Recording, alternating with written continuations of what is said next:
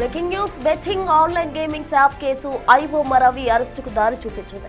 తన వెబ్సైట్ లో betting online gaming apps ప్రకటనలు ఉంచడంతో రవి ఆచూకీ గుర్తుపట్టారు పోలీసులు. సినిమాల కోసం ఐబొమ్మ సైట్ చూసే వారిని బెట్టింగ్ వైపు దారి మళ్లించేలా ప్రకటనలు చేసి తద్వారా వచ్చిన నిధులు ఐబొమ్మ రవికి చేరాయి. కేసు దర్యాప్తులో నిధుల ప్రవాహాన్ని ట్రేస్ చేస్తూ వెళ్లిన పోలీసులకు లింక్ దొరికింది. బెట్టింగ్ యాప్ నిర్వాహకులు ఐబొమ్మ రవి మధ్య భారీ స్థాయిలోనే లావాదేవీలు నడిచినట్టు విచారణలో గుర్తించారు.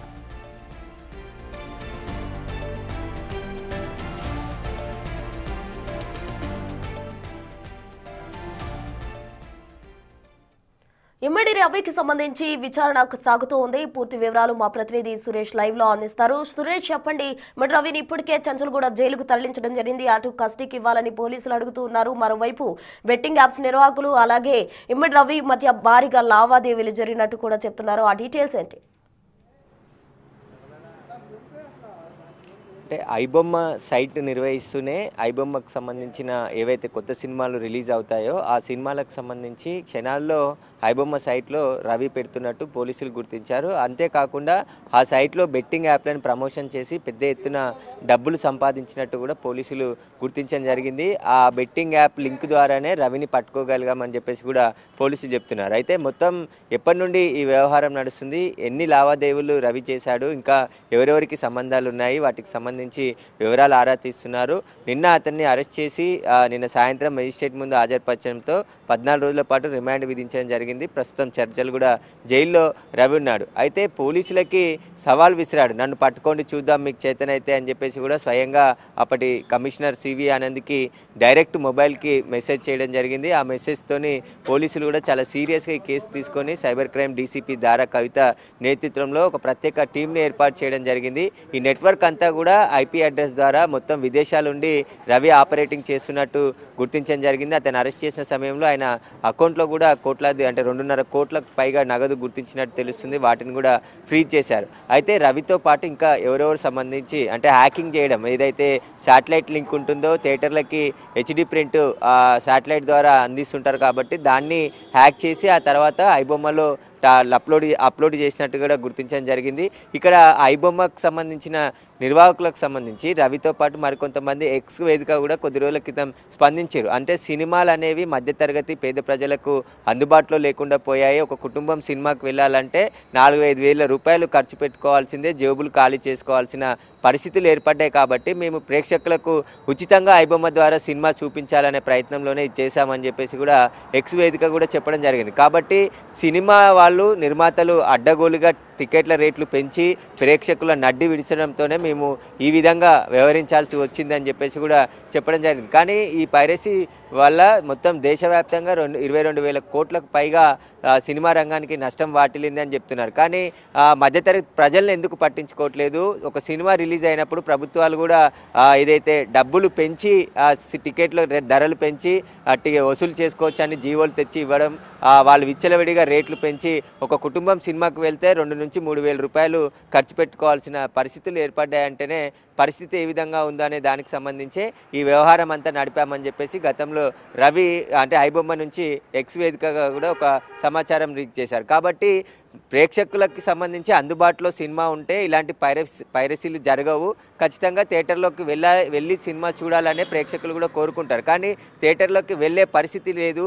థియేటర్లోకి వెళ్ళాలంటే కుటుంబం ఒక 3-4 వేలు ఖర్చు పెట్టుకోవాల్సిన పరిస్థితి ఉండేది అని చెప్పేసి కూడా ఐబొమ్మకు సంబంధించి గతంలో ఎక్స్లో పోస్ట్ చేసిన దానికి అంశంకి సంబంధించి కూడా వాళ్ళు అప్పుడు ప్రస్తావించడం జరిగింది. కాబట్టి నిర్మాతలు కూడా ఈ సినిమా టికెట్ల రేట్లు అనేది అడ్డగోలుగా పెంచుకోకుండా సామాన్యుడికి అందుబాటులో ఉంచాలని చెప్పేసి కూడా వాళ్ళు డిమాండ్ విధించడం జరిగింది.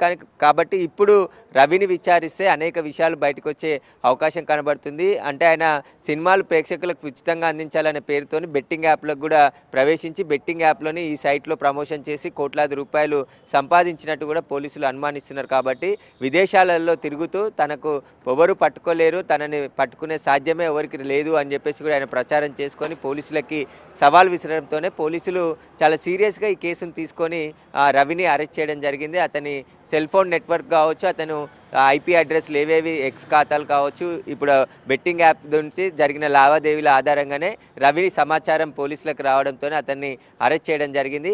ఇతనితో పాటు ఇంకా ఎంతమంది ఐబొమ్మ సైట్కు పనిచేశారు అంటే పరోక్షంగా కూడా చాలామంది ఇతనికి సహకారం అందించుంటారు. కాబట్టి హ్యాకర్స్ ఎవరు, ఎందుకంటే కొత్త సినిమాని థియేటర్లలో రిలీజ్ కాకముందే ఆ ప్రింట్ ఆల్రెడీ వాళ్ళకి శాటిలైట్ ద్వారా వస్తుంది. కాబట్టి ఆ శాటిలైట్లనే హ్యాక్ చేసినట్టు గతంలో అరెస్ట్ చేసిన ముఠా ద్వారా బయటపడ్డాయి. ఎందుకంటే ఏ సైట్నైనా అంటే సెంట్రల్ గవర్నమెంట్ వెబ్సైట్లను కావచ్చు, ప్రభుత్వ వెబ్సైట్లను వాటిని కూడా హ్యాక్ చేసే ఒక ఎథికల్ అంటే హ్యాకర్ని అరెస్ట్ చేయడం జరిగింది. గతంలో పోలీసు అతన్ని రిమాండ్కి తరలించారు.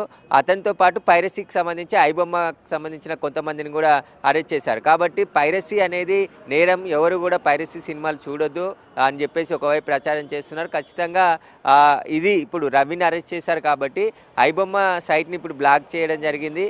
మళ్ళీ కొత్త పేర్లతో ఐబొమ్మ ప్లేస్లో వేరే పేర్లతోనే రవి మళ్ళీ ఈ పైరసీని తీసుకొని ఖచ్చితంగా అందులో పోస్ట్ చేసినట్టు కూడా పోలీసులు గుర్తించడం జరిగింది. కాబట్టి అతని ఇంట్లో దొరికిన ఎక్విప్మెంట్తో పాటు ఇంకా ఎవరెవరు ఇతనికి సహకరించారు, 7 రోజుల పాటు రవిని కస్టడీకి పోలీసులు కోరినారు. కాబట్టి రేపు కస్టడీ పిటిషన్ పైన కోర్టులో విచారణ జరుగుతుంది. విచారణ అనంతరం కస్టడీకి అనుమతిస్తే చెంచల్గూడ జైల్లో ఉన్నటువంటి రవిని కస్టడీకి తీసుకొని పోలీసులు పూర్తి స్థాయిలో ఈ కేసుని దర్యాప్తు చేస్తారు. కాబట్టి దేశవ్యాప్తంగా నెట్వర్క్ ఉన్నటువంటి రవికి ఒక కంపెనీకి సీఈఓగా పనిచేసి సాఫ్ట్వేర్ కంపెనీకి ఆ తర్వాత పైరసీ వైపు ఎందుకు మళ్ళాడు, ఎవరు దీని వెనకాల ఉన్నారు, ఎందుకంటే ఒక సాఫ్ట్వేర్ కంపెనీకి సీఈఓ స్థాయిలో పనిచేసిన రవి ఇలా పైరసీకి దారి తీసిన పరిస్థితులు ఏంటి, పైరసీకి సంబంధించి ఎవరెవరి హస్తం ఉంది, రవికి ఎవరెవరు సపోర్ట్ చేశారు, ఇంకా హైదరాబాద్లే కాకుండా ఇతర రాష్ట్రాల్లో ఈ ముఠాకి సంబంధించి ఎవరైనా సభ్యులు ఉన్నారో వారందరినీ కూడా అరెస్ట్ చేసే పనిలో పోలీసులు ఉన్నారు.